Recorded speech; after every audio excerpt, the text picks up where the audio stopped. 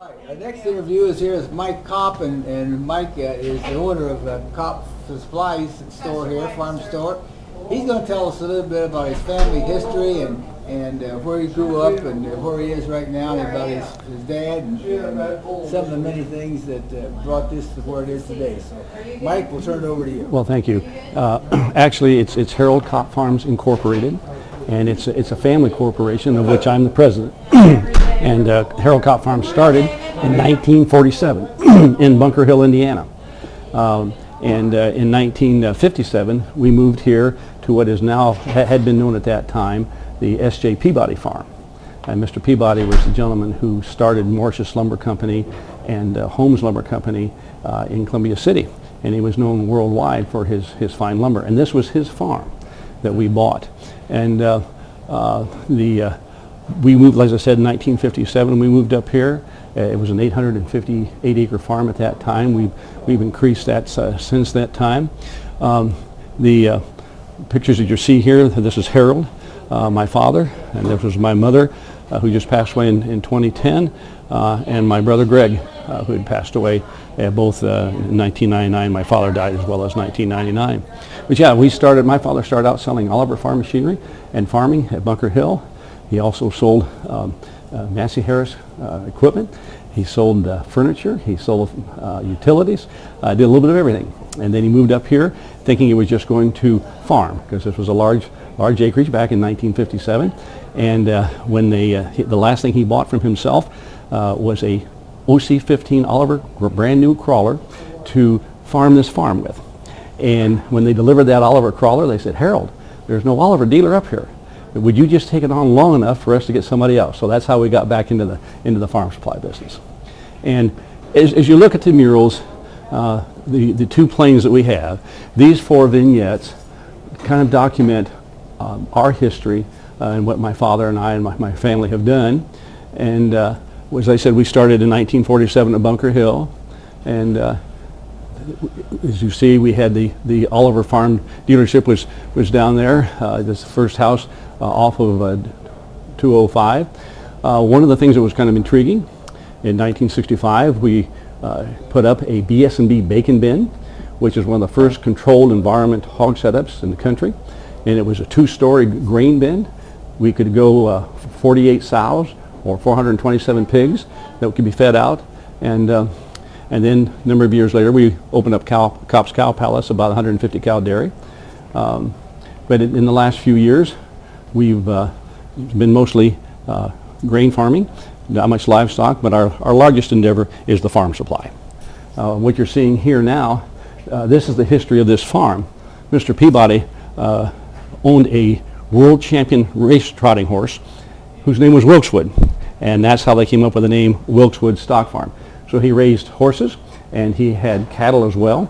The first concrete swimming pool in the state of Indiana, reportedly, was located right here on this farm. Of course, it was very, very old, and so a number of years ago we had to fill it in.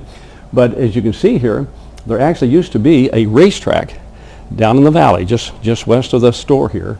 They would stop the train, as it has been reported to me, and horses would get off the train and they would come down to this racetrack, and there was ticket booth and grandstand, and folks would come out from the city and come up from a number of different places and go to the racetrack. And then, like I say, there was a swimming pool. The building clear to the left there, has the steeple there. That cupola was on top of what was a stud barn, and so when we had to demolish that building because it was in bad repair, we took that cupola and redid it, and that's what's now located on our back building there. You can't hardly see it much, but earlier even, this was part of the Indian Beaver Reserve. And so it's kind of interesting history that goes along with that. And then clear to the left is what used to be the mare barn when Mr. Peabody had his mare here. And we now call it the Change of Heart barn. A number of years ago, we went in and just kind of fixed it up, and that's where all three of my daughters had their receptions. My one daughter was actually married in that barn, and since then we use it for family gatherings. We have business meetings there from time to time, open houses, and it's just kind of our attempt to capture our rural heritage. The wood that you all see here is the wood from these old barns that had started to fall down. And like I said, this was just a way to try to capture that heritage. Mike, tell us a little bit about when you lived down at Bunker Hill. Didn't you farm some of the part where the Air Force Base is now? Yes, yes. We actually lived right next to the drag strip to the east, and then to the west was Highway 31 and the Grissom Air Force Base. And so my father did farm Grissom Air Force Base for a number of years, and then it got to the place they didn't want crops; they just wanted it mowed. So he got some guys in, and they took care of that for a while too. Anything else you'd like to share with us? Oh no, we just, like I said, this is just our attempt to capture the rural heritage. You know, it's been so intriguing to me over the years as I appreciate what has happened just on this land. You know, a lot of people came before us, and to realize that you're walking and working on the same land that is such a historical importance, you know, and we find that very intriguing.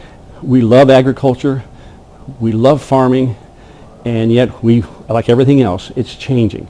And so this is one of our attempts to try to capture that heritage. And I think we're blessed to live in Whitley County. Absolutely. Tell us a little bit about the people.